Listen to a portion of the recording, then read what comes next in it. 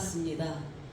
오늘은 또 특별한 잔치가 열리는 일이 있다고 해서 서울에서 왔습니다.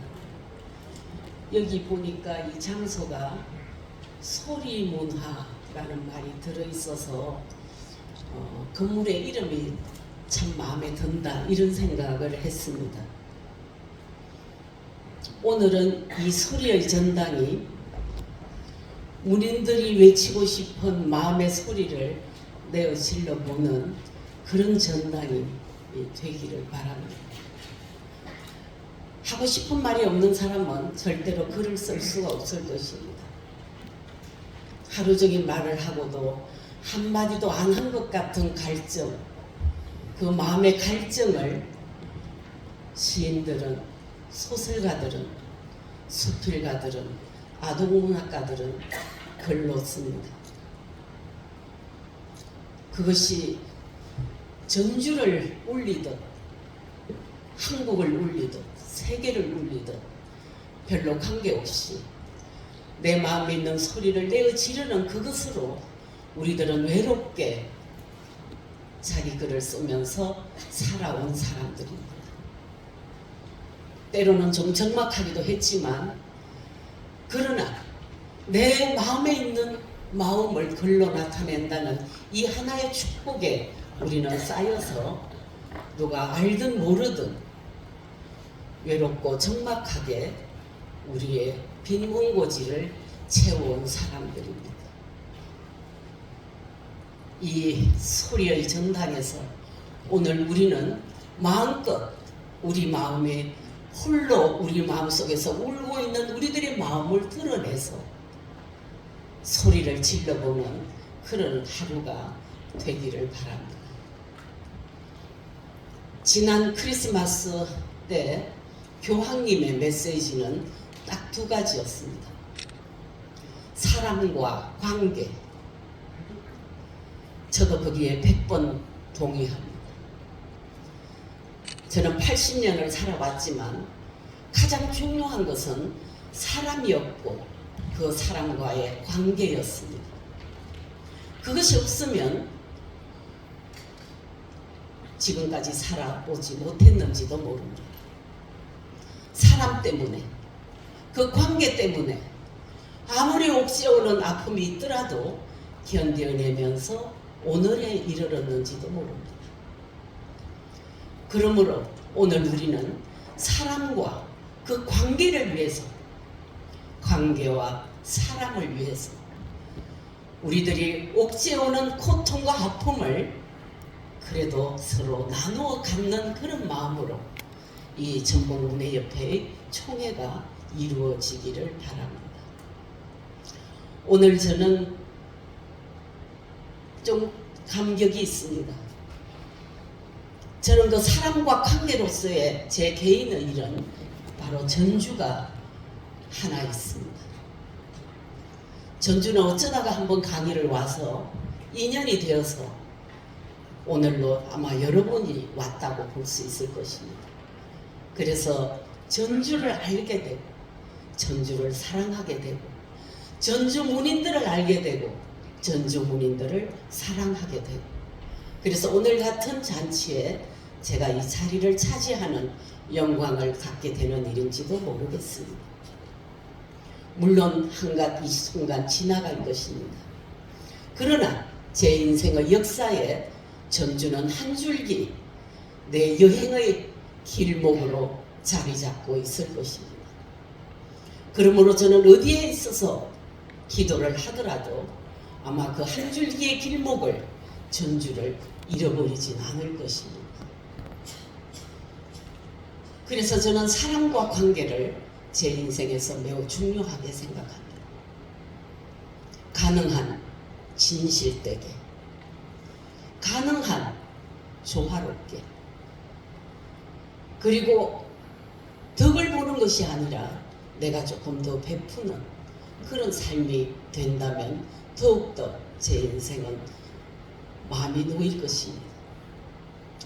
오늘 저는 다른 얘기가 아니고 바로 윤석정 회장님의 이 명예 시인에 대한 이야기를 하기 위해서 올라왔습니다. 명예 시인은 그 역사를 따져보면 한국일보를 벗어놓고 말할 수가 없을 것입니다. 한국일보는 장기영 대표가 70년대부터 일면에, 누구도 일면을 시에 허락하지 않았지만 어떤 신문도 장기영 회장은 일면에 시를 실었습니다. 많은 문단의 화제가 되었었죠. 일면에는 대통령이나 정치 문제만 거론이 되었던 게 아니라 가장 일면에서도 좋은 자리에 한 편의 시를 실었던 분입니다. 많은 사람들이 그를 경외했습니다. 바로 그 장기영 대표의 아래에 한 사람이 있었습니다. 그분이 바로 한국일보에 있던 아주 작은 기자 김성우였습니다. 김성우는 통영의 욕지도라는 조그만 섬에서 태어났습니다. 욕지도에 태어나서 그는 바다를 보고 살았겠죠. 바다의 너울이라든가 바다에 떠오르는 해와 일몰을 그는 보면서 살았을 것입니다. 그는 공부도 잘했습니다. 부산고등학교를 졸업하고 서울대학 정치학과를 졸업했습니다. 정치학과를 졸업했지만 이 사람의 피에는 예술이 끓고 있었습니다. 그래서 그는 기자가 되고 대한민국의 문화의 굴곡을 찾아 나서는 일에 헌신했습니다. 시를 사랑했고 미술과 음악을 사랑했고 모든 예술을 사랑했습니다. 물론 연극, 영화 말할 것도 없었죠. 자, 그래서 그는 조금씩 큰 기자로 편집국장을 지나고 머리가 굵어지기 시작했습니다. 예, 그때 프랑스, 이 사람이 프랑스 말을 잘하죠. 예, 프랑스로 특파원으로 갔습니다. 그때 우리나라에 제일 유명했던 글은 우리를 슬프게 한다는 안톤 슈낙의 글이었습니다. 그는 그가 궁금했습니다. 안톤 슈낙의 집을 찾아서 몇 달을 헤매다가 결국 그 집을 찾아가는 일까지 해냈습니다. 그런데 이상하게도 우리가 그렇게 잘 알고 있는 우리를 슬프게 하는 그 글은 안톤 슈낙의 동네에서는 모르고 있었다고 했습니다. 그럴 수 있는 것이죠. 우리나라에 누가 제일 먼저 우리를 슬프게 하는 것들을 실었는지는 잘 모릅니다. 그러나 어쨌든 우리 세대들은 그 글을 읽으면서 감동을 받고 문학에 대한 꿈을 키웠다고도 할 수 있을 것입니다. 김성우는 더 크게 자랐습니다. 그래서 드디어는 한국 문단에 대한 궁금증을 갖기 시작했어요. 왜 한국 문단은 여러 개의 회가 있는 것일까? 하나로 단합하면 세계와 겨룰 수가 있을 텐데. 그래서 그는 시작을 했습니다. 창규에 있는 작가회와 시인협회와 소설가협회와 모든 협회를 하나로 묶는 일은 안 될까? 물론 그는 실패했습니다. 그런데 시인협회도 보니까 두 개가 되는 거예요. 한국시인협회가 있고 현대시인협회가 있었습니다. 그래서 그는 모든 시인들을 하나로 묶는 행사 하나를 시작합니다. 그것이 바로 시인만세를 세종문화회관에서 열었던 것입니다. 그것이 바로 87년. 그는 시인만세로 유명한 인사가 됩니다. 그러나 그가 원하던 것은 이루어지지 않았습니다. 한국시인협회와 현대시인협회는 하나가 되지 못했습니다. 그때 문덕수 선생님이 하시는 현대시인협회와 그리고 지금의 한국시인협회가 하나가 될 수 없었죠. 그는 다시 생각했습니다. 그러면 두 단체가 합해지진 않더라도 시인회관을 만들어서 그때 두 단체가 시를 암송하고 시를 논의하고 시를 외치는 일을 하면 되지 않겠느냐. 그래서 김성은 바로 11월 1일을 시의 날로 정했습니다. 물론 지금까지 현대시인협회와 한국시인협회는 만나서 시낭송회를 11월 1일에 엽니다. 그럼 왜 11월 1일일까요? 여러분들도 기억하시지만은 최남선의 해액에서 소대맥기가 나온 해가 바로 11월 1일입니다. 물론 최남선은 일제치하 뭐 어쩌고 해서 여러 가지 뭐 이야기도 있었지만 11월 1일을 시의 날로 정하는 데는 많은 사람들의 동의가 있었습니다. 이 시의 날을 정하는 데 또 한 사람이 있습니다. 한국일보 소년 한국일보의 사장 누구죠? 네, 김수남 씨가 있습니다. 이 김수남 씨는 또 김성하고 또 다르게 시를 낭송하는데 1000개를 낭송하지만 가장 좋아하는 시를 500개를 낭송하라면 밤을 새워서 하는 사람.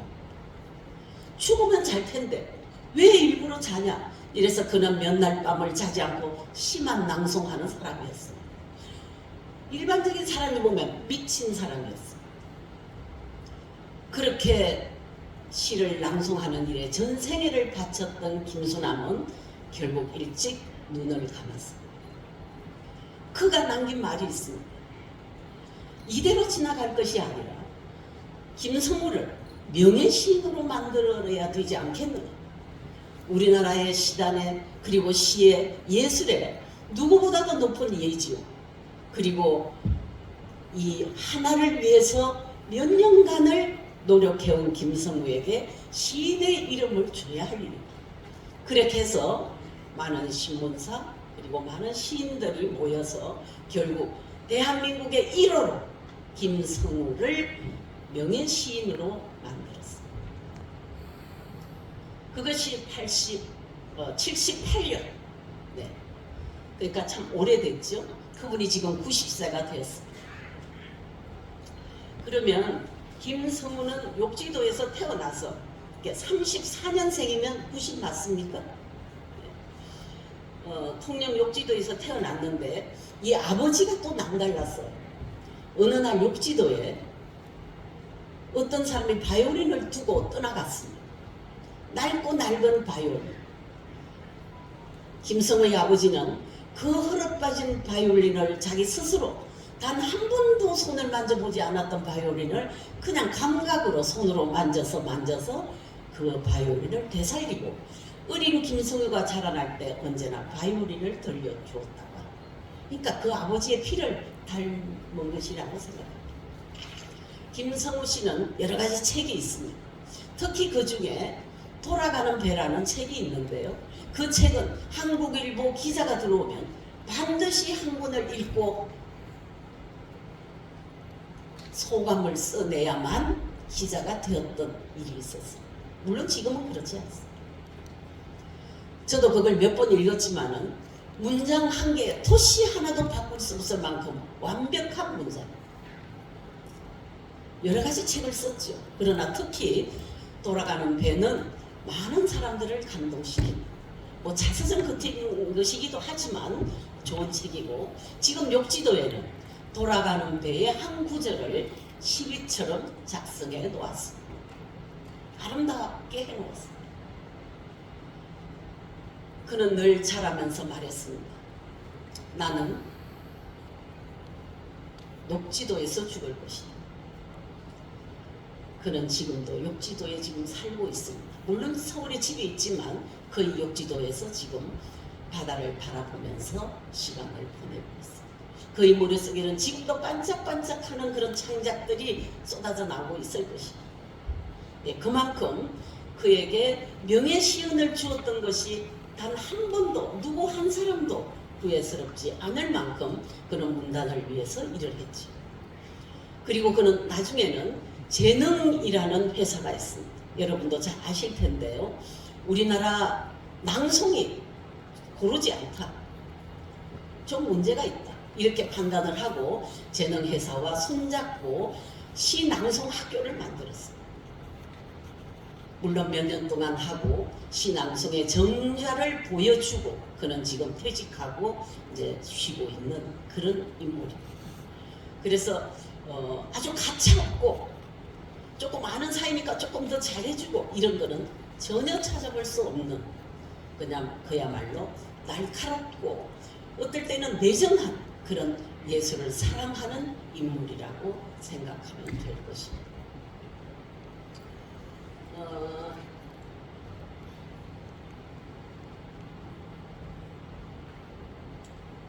그 다음에는 윤석정 회장님에 대해서 이야기를 해보겠습니다. 왜 이분에게 전북문인협회에서 명예시인을 주는가? 제3자 입장에서 멀리서 온 저로서는 그냥 혼자 생각해 본 겁니다. 윤석정 회장님은 김성우와 많은 것이 다를 것입니다. 그러나 비슷한 점이 있습니다. 첫 번째는 고향을 사랑합니다.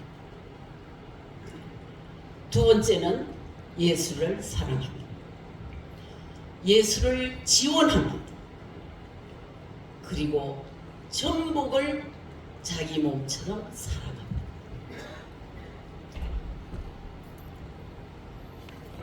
전복의 사람을 사랑하고 전복의 자연을 사랑하고 전복의 풍김을 사랑합니다.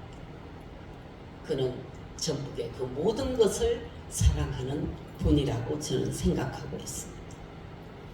전복을 다듬고 키우고 그리고 새로운 어떤 전복이 되도록 헌신적으로 노력하는 분이라고 저는 생각하고 있습니다. 이만하면 김성우와 다를 바 없는 명예시인으로 부족함이 없는 사람이 아닐까 그런 생각이 듭니다. 제가 이렇게 말하면 좀 마음이 무거우실지도 모르겠습니다. 앞으로 더 잘하라는 얘기는 아닙니다. 그냥 지금까지만 해주시면 네, 좋을 것 같고요. 우리나라에는 지금 현재 서울을 기준으로 명예시인이 5명이 있습니다. 이제 첫 번째 김성우가 있고, 그리고 김수남이가 있고, 그리고 김양동이라는 서예가가 있는데요. 이분은 시인협회에 40년간 가까운 그 상장이 늘 상을 주는데요. 그 상장을 늘 기꺼이 돈을 안 받고 써주시는 분입니다. 김양동 이제 명예시인이 있고요. 그 다음에는 교보의 이사장 신창재 이사장이 명예시인입니다. 이분은 모든 예술, 물론 저희 시인협회 모든 것에 지원을 하고요. 특히 예술에 뛰어난 지원이 있습니다. 그리고 이분은 그런 지원에 대한 인정을 받아서 세계적인 몽브랑상도 받은 분입니다. 저는 앞으로 우리 윤석정 회장님도 이 몽브랑까지 도전해야 되지 않나 이런 생각도 해보고 있습니다. 너무 여러분들이 그냥 너무 뭐라고 그럴까요? 너무 제 말이 너무 재미가 없는지 그냥 그래서 하나 좀 재밌는 얘기를 해드리면 김성우 씨는 제가 봐도 보통 인물이 아닙니다.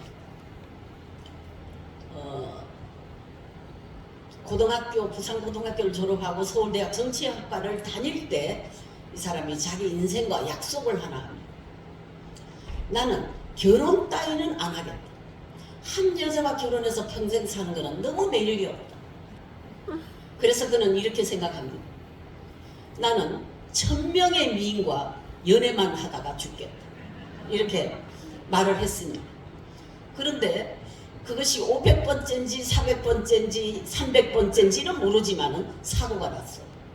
그래서 결혼을 했습니다. 자, 결혼을 언제 했냐? 61 회갑 때 결혼식을 했어요. 5살짜리 딸을 데리고 결혼을, 그것도 자기 섬을 사놓은 섬이 수국이라는 섬이 있었어요. 아름다운 섬입니다. 그걸 사놓고 거기에서 결혼식을 합니다. 61년 된 와인을 터뜨리면서 멋졌어. 나도 61에 결혼할 걸. 그런 생각들을 많은 사람들이 했어. 그러나 결혼은 성공했고 아이도 서울대학을 졸업하고 지금 꼭 결혼을 앞두고 있고 그 부부는 지금 안정되게 아름답게 살고 있습니다. 욕지도에 살고 있고요. 가끔 서울을 오십니다. 이제 연세도 높고 여러 가지 있지만 아직도 꿈이 많아요. 명예시인으로서 부족함이 없는 게 아닌가 싶습니다. 오늘 그 명예시인을 받으신 윤석정 명예시인께도 부탁드립니다. 앞으로 더 건강하시고 우리 전북문인들을 또 전국을 그리고 오늘 이 순간 또한 지나가는 길목이겠으나